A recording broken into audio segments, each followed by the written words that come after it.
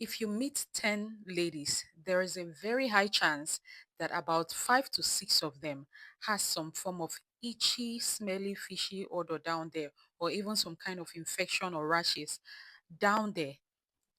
Why? It's beginning to look like a norm, but this is not normal. Hi guys, welcome or welcome back to RIONA'S space. In today's video, from the title, I'm sure you already know what we're discussing about. Yes, we will be discussing about your health down there, your feminine intimate care, your hygiene down there. Now, I'm sure you must have met some ladies, or even you yourself must have experienced some form of itchy, smelly odor, fishy odor, irregular discharges, some form of rashes, or even infection down there. And myself, I had similar issue, and it was looking like, okay, it's becoming a norm. And of course, this is not normal. But why is he so rampant? I most times these things are not even controlled. Sometimes we go out there, we use public toilets, we use public spaces, and when we get home, we start itching ourselves down there. We start You can't even control these things because okay, you are not it's not even advisable to hold your pee or your poop. So are we going to say okay, we want to hold the pee or poop, and we don't want to use the public spaces or public toilets? No, you're further harming yourself. So at a point I was like, okay, I'm just going to leave this thing like this because it seems it's normal with everybody, almost all the ladies I know, until I intentionally found a way or found ways to heal myself, take care of myself more down there, and get the right product, use the right products. And I can tell you for a fact that since I started practicing these things I'm going to tell you guys in this video, up until now, I have not had any irregular discharge, irregular odor down there, and the rest. I am as clean as I can think of down there. No, is that the right thing to say? But I'm sure you understand what I'm trying to say. Anyways, your vajayjay is a self-cleansing organ. It cleanses itself. It's been designed that way, but it needs an extra help from you, the owner. You can't just abandon it. You're like, okay, it cleanses itself. Okay, I'll abandon it. Whatever goes in there, is going to cleanse itself and all. No, it's not going to work that way. It needs an helping hand, and you have the hand to help it to further take care of it and actually make it look and feel and act better. So in this video, I'll be telling you guys 10 tips plus a bonus tip on how to take care of yourself down there, and the best ways to achieve that clean VJJ you've been looking for. So let's go. Now, the very first tip is going to sound like a cliche, but I promise you this actually helps a lot. Stay hydrated. Take as much water as you can. When the normal pH level of your VJJ gets disrupted, it starts to act abnormal. And that is when you start having itchies, irregular discharges, and the rest. Dehydration can lead to skin dryness, and this doesn't exclude your vaginal skin as well. And this in turn throws off your pH balance down there, leading to itching, dried out vagina, and also leading to yeast infection or even exaggerating the yeast infection or any form of infection you already have. So stay hydrated. It is very, very important. The second tip, I'm sure you've heard about this, but I'm going to say it again because most of you don't listen. Most of you, because you want to look all snatched up and the rest, you almost choke yourself and suffocate that part of your body. Wear breathable clothes. Wear breathable on this. Don't almost suffocate that part of your body because you want to look snatched and you want to look attractive and the rest. You are just killing that part. You are killing your VJJ. It cannot talk, but when it starts acting abnormal, when it starts misbehaving, then you know it's telling you, okay, you need to do better. So wear something breathable, preferably cotton on this that can allow ventilation into that part. And advisably, when you want to sleep at night, take off any panties you have. Just take them off and sleep with just your undies. Get that place aerated and ventilated. It's actually very good for the natural occurring bacteria down there. The third one I'm going to say, this I was guilty of this. I actually didn't know it was further harming me and causing much more disruption down there. Avoid scented products. Don't spray perfume on your undies that you're going to wear directly on your vajayjay. Don't spray perfume on directly on your vajayjay. Don't use scented products, heavily fragranced soap or intimate wash down there. It's going to disrupt the natural occurring bacteria down there. It's going to disrupt your pH level. Use mild unscented products if you have to use a product down there, and make sure that your undies and the rest, they are not sprayed. Don't spray them with perfume and the rest. When you are clean, you don't need to spray anything down there. When you have to wipe, when you go to the bathroom, when you go to the toilet and you have to wipe after doing the do, wipe from front to back. Don't wipe from back to front. When you wipe from back to front, those bacteria coming out of the other parts, the other hole that's behind, is going to enter into the vajayjay. So it's advisable to, and you know the vajayjay is open, is an open organ compared to the other one, the other hole that is kind of closed and only opens up when something has to come out of it. I'm sure you understand what I'm trying to say. So when you wipe from front to back, it takes off the dirt from the toe holes off. But when you wipe from back to front, what did I say? When you wipe from back to front, it takes the dirt from the other hole into your vajayjay. So wipe from front to back. Also, I know most people don't know this, and I don't know if probably we're trying to act posh, or some of us are saying, "Oh, I can't do this. I can't put my hand there," and the rest. It is your body at the end of the day. After using your tissue to clean, use water to further clean. Yes, it should be a two. Is it two-factor authentication now to secure yourself from any bacteria or infection? So after pooping, use tissue to clean up from front to back, then use water to wash from front to back. So it's going to help ensure that the place is properly cleaned, because when you use tissue to clean a surface, you might see the dirt going off. You might see it on the tissue and the rest. But believe you me, there's still some form of dirt on there that needs to be taken off with water. So make sure you use clean water. So after tissue, you use your water.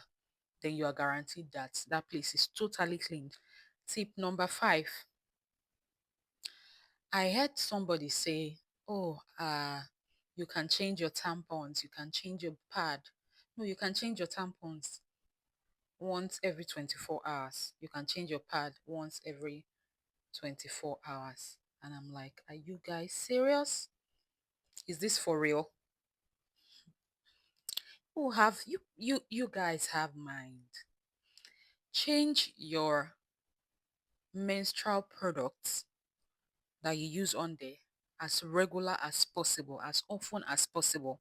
As soon as you notice that, okay, it's filled up or it's almost filled up, change it. Because if you leave it down there for too long, it's going to start breeding some form of unwanted bacteria. Now your vajayjay already has bacteria in it, which helps it to function well. But what you don't want is to introduce unwanted bacteria and um unwanted bacteria and yeast infection to that place. So change your menstrual products as often as possible. And every single time you have to change, if you have the opportunity, make sure you wash off before you change to the next clean product. The other point is make sure you wear clean undies. I've seen some people repeat their undies. Please don't do that. I know almost everybody is guilty of this.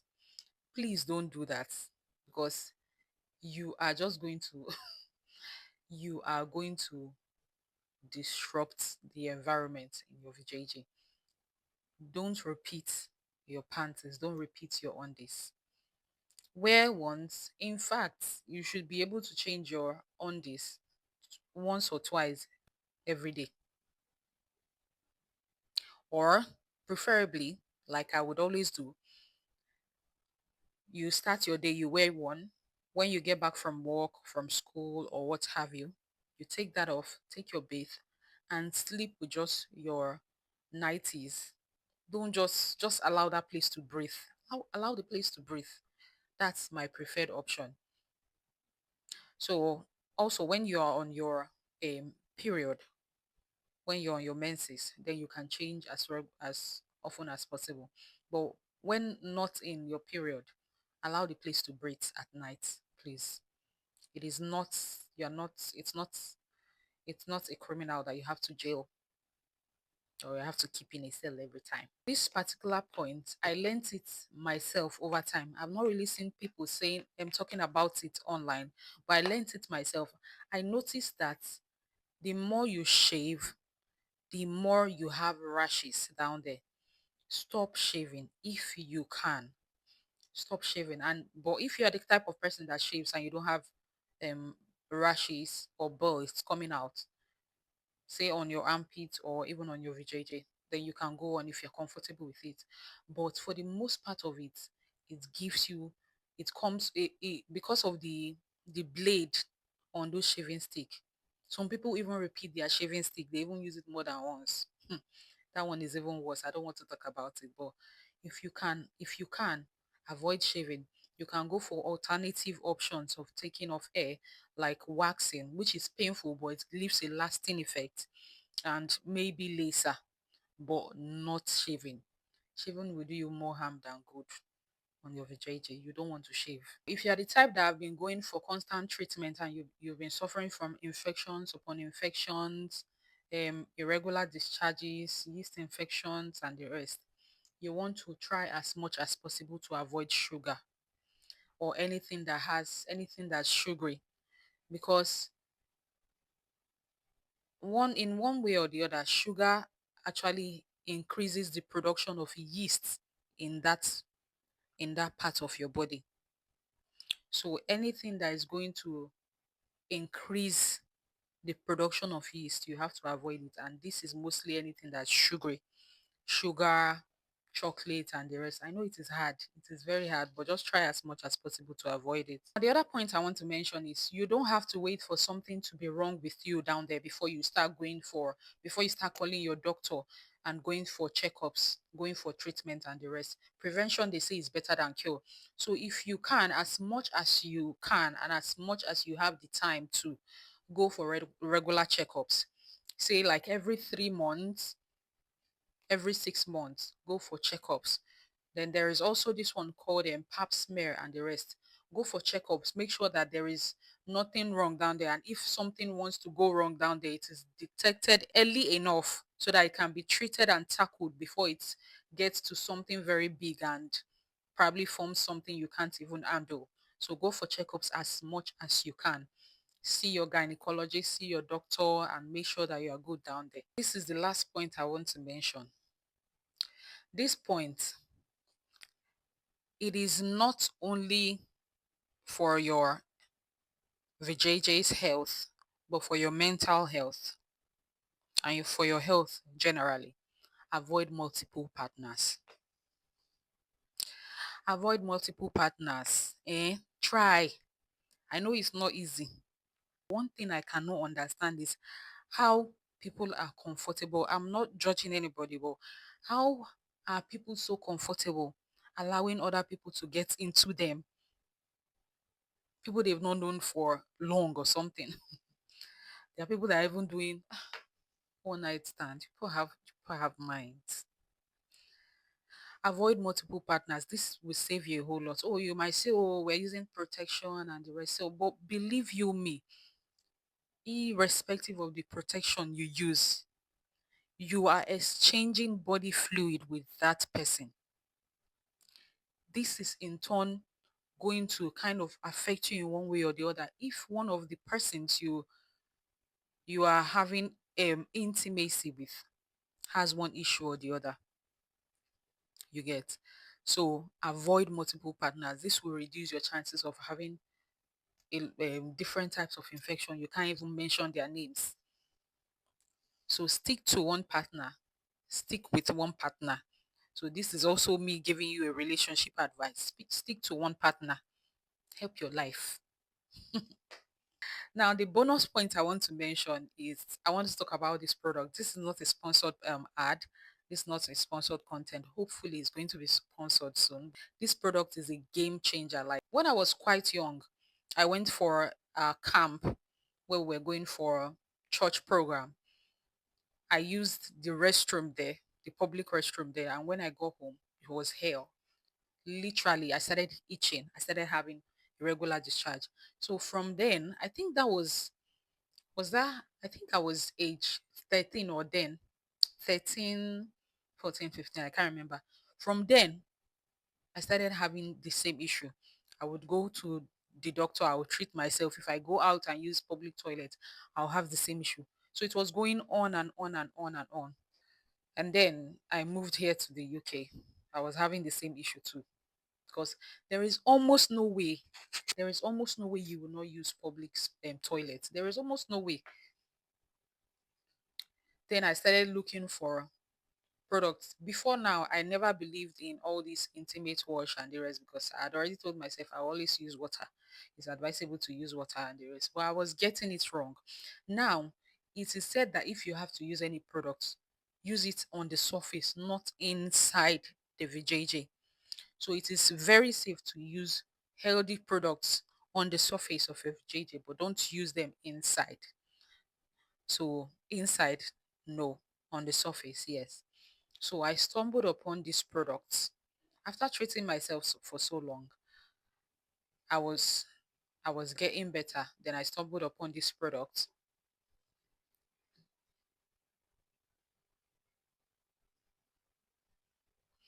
Verjacil, I'm going to attach the picture here. Verjacil pH Balance Intimate Wash.